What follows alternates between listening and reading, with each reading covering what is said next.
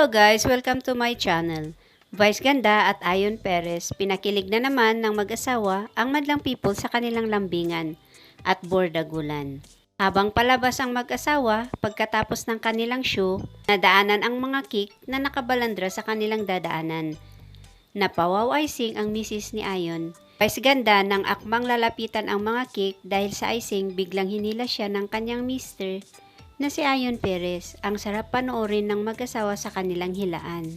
Para nating panoorin ang munting video pang malaman ang kanilang ganap. Salamat mga kaibigan.